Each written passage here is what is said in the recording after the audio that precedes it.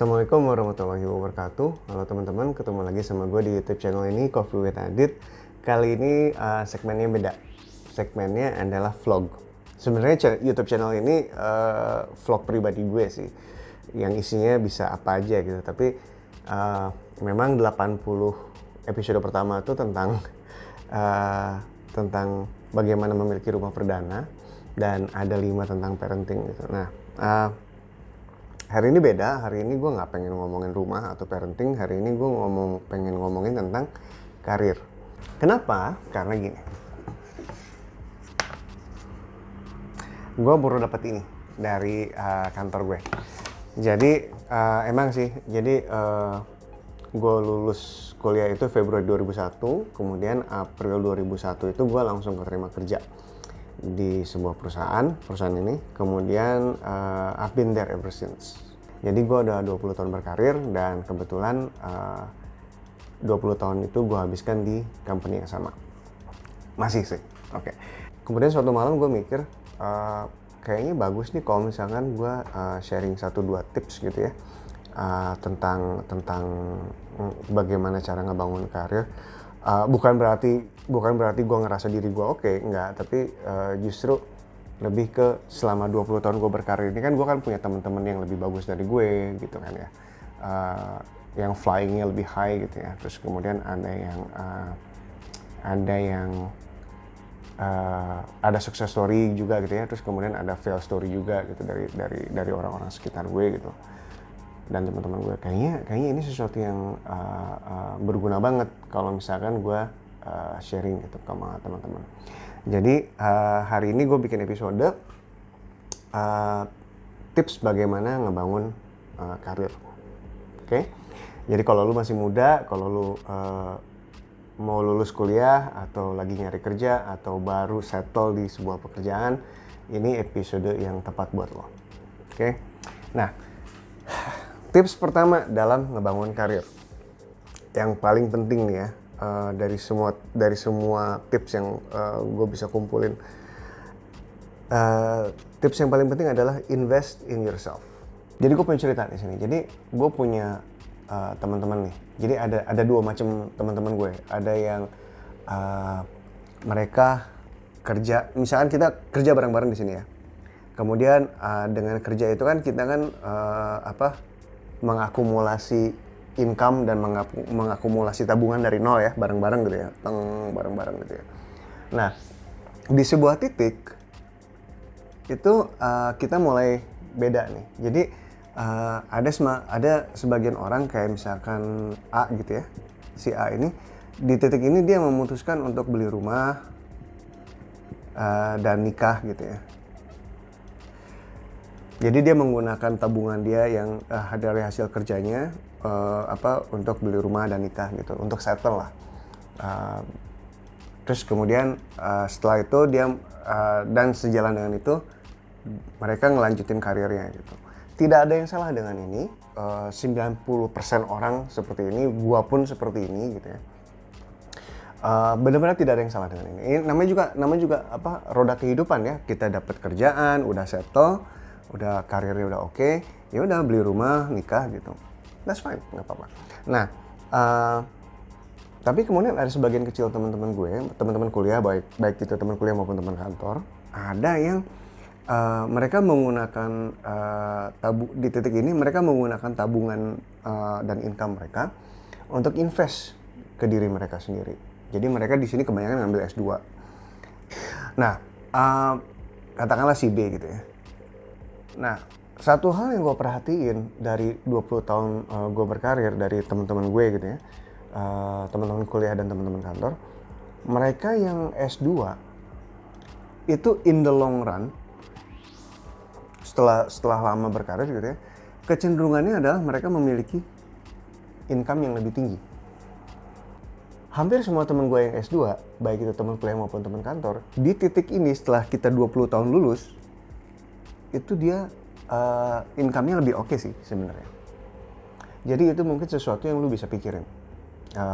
Gue sadar bahwa beberapa orang kan ada yang harus ngebiayain orang tuanya, harus apa segala macam. That's fine, nggak apa-apa. Tapi makanya ini juga bukan sebuah keharusan, tapi gue cuma ngasih lihat potret apa yang udah gue lihat 20 tahun nih gitu. Dan salah satu potret realitanya adalah ini gitu. So this is something that you might want to think about. On this note ya, hati-hati sama investment dari kantor. Jadi ada banyak kantor yang menginvest di employee-nya gitu ya, dikeluarin S2 segala macam. That's fine dan itu bagus gitu.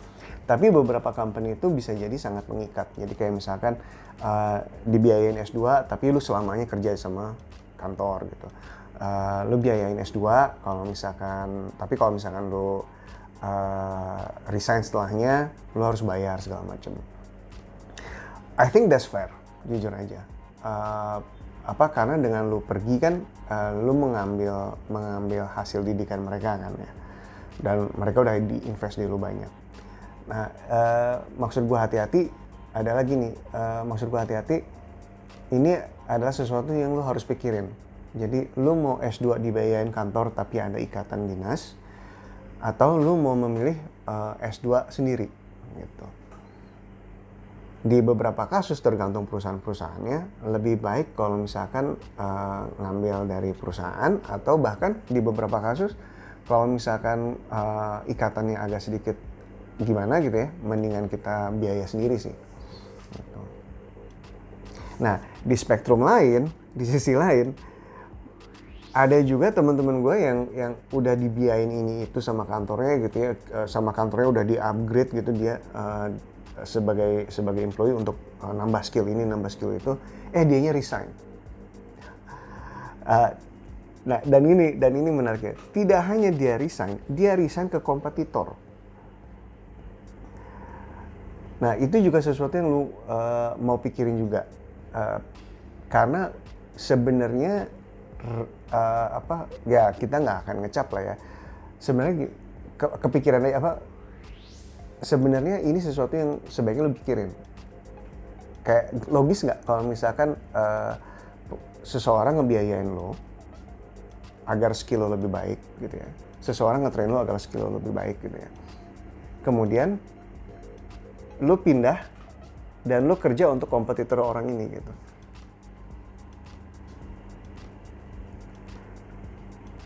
Ya itu kembali ke masing-masing sih, gue nggak akan nyalahin apa gimana gitu. Tips kedua, yang bertanggung jawab atas karir lo adalah lo sendiri, bukan orang lain. Tidak akan ada orang yang akan ngasih ke lo, nih karir buat lo gitu, nih promosi buat lo gitu. Mungkin di beberapa perusahaan ada, tapi in general gitu ya, setelah 20 tahun gue ngejalanin karir sendiri dan gue ngeliat 20 tahun karir puluhan teman-teman gue, baik di dalam kantor maupun di luar kantor, that doesn't happen. Yang bertanggung jawab atas karir lo adalah diri lo sendiri, bukan orang lain. Di tips ini gue pengen nyeritain sesuatu nih. Jadi di beberapa company dan termasuk company gue, ketika kita ingin tahu potensi seorang anak gitu ya, kita akan ngasih dia sebuah tantangan. Oh, gue pengen lihat nih apakah dia punya leadership potential. Oke, kita kasih dia sebuah tantangan atau kesempatan gitu ya, untuk dia memperlihatkan apakah dia punya leadership potential itu. Nah, ada anak nih ya, katakanlah si Fulan gitu. Giliran dia kita kasih kesempatan atau spotlight untuk nunjukin leadership potential dia nggak mau.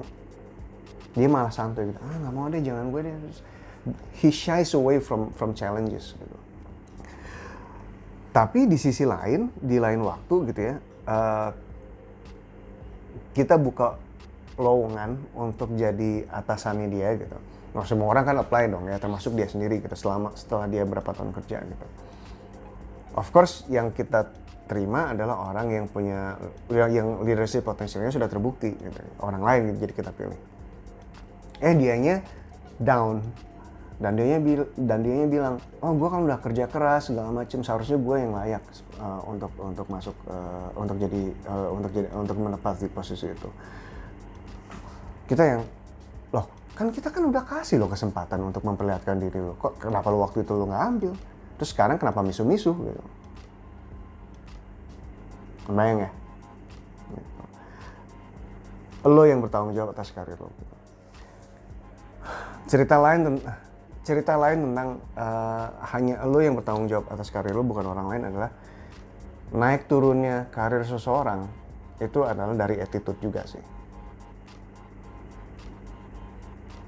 Jadi ada teman gue akhirnya dia benar-benar nggak bisa bekerja sama dengan orang lain. Dia benar-benar nggak bisa mentolerir apapun gitu. Tidak ada ruang untuk toleransi gitu bagi beda pendapat gitu. Akhirnya dia gerah sendiri, dia cabut. Sayang sih sebenarnya. Jadi ya attitude itu penting. Attitude itu penting sekali. Oke. Nah, tips nomor 3. Dari 20 tahun karir gue dan gue ngeliat teman-teman gue gitu ya, yang super keren gitu. Orang yang promote-nya lebih cepat adalah mereka yang mampu menunjukkan bahwa mereka punya kapasitas lebih. Maksudnya gimana? Maksudnya gini. Jadi katakanlah ada A dan ada B. Ya. Kan mereka kan dikasih KPI masing-masing kan. Nah, si A dan si B ini sama-sama memenuhi KPI mereka gitu. Sama-sama. Bedanya si A ini dia inisiatif ke atasannya, "Mas, ada project nggak? Sini saya kerjain." Atau nggak, kalau misalnya ada event apa gitu ya, dia ikut volunteer, dia sangat aktif gitu. Dan dari situ secara nggak sadar, jujur aja, atasan-atasan di departemen lain, termasuk atasan dia sendiri, ngelihat bahwa si A ini punya leadership potential ya, si A ini punya kemampuan untuk berkoordinir, si A ini diterima ya di semua departemen gitu, cara ngomong dia asik. Jadi dari dia mampu memperlihatkan kemampuan untuk stakeholder management dan stakeholder engagement gitu. Dan dari situ orang-orang udah paham gitu, semua orang udah tahu A gitu, ya kan. Nah, pada akhirnya ketika sebuah promosi itu terbuka dan A dan B apply dan termasuk si C dan si D, ya obviously yang kepilih ya A gitu. Karena secara natural sudah terlihat gitu dari aktivitas kantor sehari-hari bahwa si A ini tidak hanya mengerjakan tugasnya, bahkan dia mengerjakan sedikit lebih gitu ya, nggak double juga. Dan dia memperlihatkan kapasitas untuk menjadi seorang leader. So this is something that you might wanna think about. Ya. Dan kapasitasnya itu bisa apapun sih sebenarnya. Tadi gue ngomong kemampuan untuk berkoordinir, stakeholder management gitu ya. Bisa juga menunjukkan kapasitas lebih itu bisa juga memperlihatkan bahwa lu bisa working smart. Jadi, nah ini kisah nyata nih. Jadi ini teman gue banget. 20 tahun yang lalu ketika kita sama-sama masuk gitu ya, kita sama-sama dikasih kerjaan gitu ya. Kita sama-sama dikasih kerjaan sebanyak ini gitu. Si C sama si D gitu ya.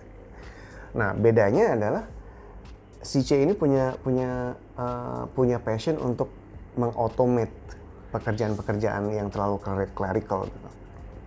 Akhirnya kalau teman-teman lain gitu ya, kerjaan ini itu mereka kerjain Senin sampai Jumat. Dia ini Senin sampai Rabu udah selesai. Kamis Jumat dia bengong. Dan tanpa bermaksud menjilat gitu ya, dan dengan cara yang tidak menjilat, dia pergi ke atasannya. "Look, workload gue udah selesai nih dari Senin sampai Rabu, Kamis Jumat gue kosong. Can you give me something more?" Gitu ya. Akhirnya atasannya ya ngasih dia project, ngasih dia ini segala macam. Selang 1 tahun gitu ya, sementara teman-teman kita itu biasa-biasa aja gitu ya, dia udah dikenal sama banyak orang, dia udah ngerjain project ini itu, dia udah lintas departemen gitu kan. Jadi ketika pada akhirnya ada promosi gitu ya, dan dia meng-apply secara internal, yang kepilih itu dia. Karena manajernya ngeliat, wah ini si C ini talent yang berharga bagi kita. Kenapa? Karena dia bisa mengautomate pekerjaan dia. Kalau misalnya dia bisa mengautomate pekerjaan dia juga bisa mengautomate pekerjaan orang lain. Dan ini memberikan benefit yang sangat banyak bagi perusahaan. Gitu. So that's also something that you might want to think about. Ya, oke. Tips nomor 4. good performance itu nggak selalu membuat lu otomatis dapet promosi. Banyak orang yang resign karena dia ngerasa dia udah kerja bagus gitu ya, udah memenuhi KPI-nya, udah melebihi KPI-nya bahkan. Tapi jabatannya nggak naik-naik gitu. Dia ngarepin bahwa orang akan datang ke dia dan nih jabatan naik silakan gitu. Dan dia kecewa ketika dia tidak mendapatkan itu. Dan akhirnya dia resign dan dia pindah ke tempat lain. Nah, sebenarnya ada beberapa budaya kantor yang salah. Gua nggak akan ngomong budaya negara mana. Jadi gini, ada kantor yang budayanya tuh salah banget. Jadi ada kantor yang budayanya adalah menggunakan promosi sebagai reward atas pekerjaan, atas hasil kerja. Contohnya gini,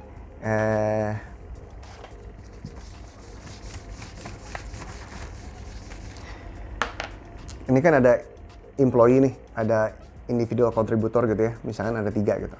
Ini IC individual contributor, manajernya LO ya, leader of others. Nah, 3 orang ini itu dikasih kerjaan segini banyak gitu ya. Nah, dia tidak memenuhi KPI, dia sesuai KPI, dia melebihi KPI. Performance-nya bagus banget gitu. Nah, ada beberapa kantor yang wah performance-nya bagus ya. Oke, kita reward kamu selain naik gaji, bonus juga kamu naik jadi manajer tim kamu. Ada tuh yang kayak gitu. Sebenarnya ini berbahaya. Kenapa? Karena untuk menjadi leader yang dibutuhkan itu tidak hanya sekedar sejarah performance yang bagus. Untuk menjadi leader yang baik, lu harus punya leadership skill. Selain performance bagus. Jadi selain performance bagus, lu harus punya leadership skill. Nah, sering terjadi kantor-kantor yang budayanya itu menggunakan promosi sebagai reward pekerjaan, itu akhirnya apa? Karena si IC ini sebenarnya dia nggak punya leadership skill gitu ya. Akhirnya ketika dia menjadi manajer, dia menjadi manajer yang lalim untuk anak buahnya gitu. Nah itu dia gitu. Makanya di beberapa kantor lain, meskipun lu kerja bagus gitu ya, kalau lu nggak menunjukkan bahwa lu punya leadership skill, ya reward lu adalah gaji yang naik sangat tinggi dan bonus yang sangat besar aja. Tapi bukan promotion. Kalau mau promotion, performance lu harus bagus, dan lu emang menunjukkan lu punya leadership skill. Dan caranya gimana? Itu kembali ke tips nomor 3 tadi. So this is also something that you want to think about. Tips nomor 5. Carilah perusahaan yang values-nya sama lo. Jadi ada beberapa company yang sering ngomong ke anak buahnya, udahlah curang aja, yang penting kita menang tendernya. Udahlah ini aja, yang penting kita ini gitu. Jadi ada beberapa company yang menghalalkan segala cara untuk mendapatkan apa yang mereka mau gitu. Udahlah kita sogok aja tuh orang, yang penting kita dapet nih gitu. Nah, itu lo harus hati-hati. Kalau gue nggak bisa kerja sama company yang values-nya beda jauh sama gue. Dan itulah salah satu alasan kenapa gue stay di company yang sama selama 20 tahun, karena values-nya lumayan cocok. Jadi apa yang menjadi budaya di kantor itu juga apa yang gue diajarin dari kecil dalam agama gue gitu. Jadi iya nih, make sense gitu. Ketika gue duduk sama temen gue dari kantor lain gitu ya, oh iya kantor gue baru nyogok, kantor gue gini-gini, kantor gue gue baru dimarahin sama bos gue di depan orang-orang gitu. Terus gue tanya, apakah itu sesuatu yang lumrah? Iya, semua orang kayak gitu. Karena di budaya di kantor gue adalah, kalau misalnya kita mau marahin orang atau ngasih feedback ke orang, itu kita do it in private. Karena kita menjunjung tinggi humbleness gitu. Nah, bagaimana lu tahu budaya atau values company itu ketika lu mau apply? Biasanya di website-nya tuh suka ada, ini values kita, gini gitu. Invest beberapa menit cari tahu deh. Kalau kira-kira udah nggak cocok, ini. Gue pernah sih ya coba-coba gitu ya, apply ke tempat lain ketika gue udah kerja. Terus Pas gue duduk sama HRD-nya, gue tanya, salah satu hal pertama yang gue tanya ke HRD itu adalah, maaf Mbak, di sini tuh budayanya seperti apa ya, values-nya apa sih gitu. HRD-nya nggak bisa jawab, nggak apa. Akhirnya nggak lanjut. Karena ya loh, kok HRD-nya aja nggak hafal, HRD loh gitu kan. Ya akhirnya ini, akhirnya ya udah nggak jalan. Tips nomor 6, oke. Di usia gua, di usia 40, 45 gitu ya, 20 tahun pengalaman kerja gitu. Itu adalah usia yang sudah rentan PHK. Jadi tipsnya adalah sebaiknya di umur 40 sampai 45 itu lu udah mapan gitu. Jadi ketika ini kan karir nih. Ini umur 23, lu pensiun umur 55 gitu ya. Nah, ini 20 tahun, ini span-nya 32. Gitu. Ini banyak terjadi di swasta. Kalau misalkan PNS atau BUMN kayaknya nggak perlu dipikirin. Ini sesuatu yang agak lazim di swasta gitu. Jadi kalau misalkan udah 20 tahun gitu, dikasih opsi lu mau paket aja nggak apa segala macem gitu. Agar agar ada regenerasi gitu. Nah, saran gua makanya di sini adalah di awal-awal di 20 tahun pertama nih, itu tuh sebaiknya lu manage duit lu dengan benar gitu ya. Lu tabung duit lu dengan benar, lu bikin side income, sebaiknya punya side income gitu. Jadi pas umur 40 45 ini lu udah punya side income yang bisa mencukupkan lu dan keluarga lu. Jadi kalau misalkan lu sampai dikasih paket, itu bukan sesuatu yang mengagetkan gitu. Itu bukan sesuatu yang life changing gitu. Tips nomor 7. Passion is a how, not a what. Jadi ada banyak sekali nih anak muda gitu ya yang gue lihat yang terjebak romantisme mengejar passion gitu. Dan sudah banyak sekali artikel-artikel di luar negeri yang bilang why pursuing your passion is a bad idea. Dan memang itu sangat risky gitu. Kenapa? Karena tidak semua passion lo itu pasar berani membayar mahal gitu. Kayak misalnya, oh gue passion gue ini nih. Ya tapi pasar nggak ada yang mau beli. Terus gimana? Ya nggak? Nah, jadi sebenarnya gini loh. Kalau gue ngeliatnya ya, di kantor gue juga ada tuh beberapa orang yang resign gara-gara, ya gue nggak sesuai passion gue, gitu kan.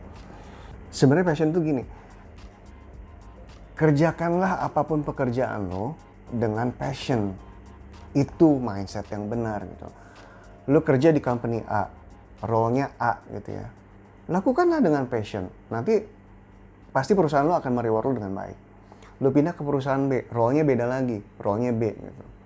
Tapi lu lakukan itu dengan passion. Pasti akan di-reward lebih lagi. Lu pindah ke C, lu lakukan yang sama. Whatever you do it with passion. Itu. Jadi passion is not a what, it's a how, guys. Gitu. Tips nomor 8 masih berhubungan dengan passion sih. Banyak orang ngomong sebenarnya mereka salah ketika ngomong nggak sesuai passion gue. Sebenarnya mereka cuma nggak happy aja sama role-nya gitu, makanya mereka resign gitu kan. Nah, jadi gimana caranya kita kerja dan kita happy? Nah, ini masuk ke tips nomor 8. Carilah pekerjaan yang bisa cover 4 aspek ini. Ini bukan ikigai ya, tapi mirip lah sama ikigai. Pertama, lo suka nggak pekerjaannya? Oke. Kedua, lo jago nggak di pekerjaannya?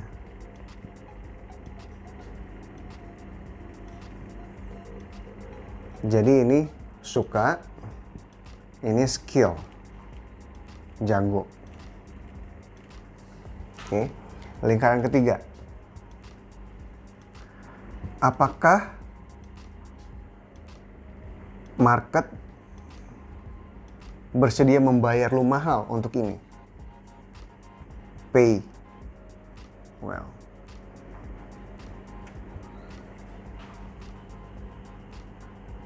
Oke.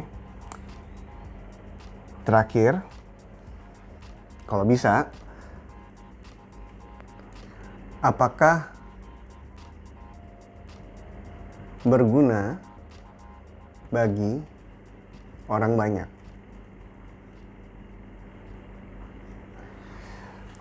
Jeff Bezos pernah bilang, I always invest in things that will change people's life.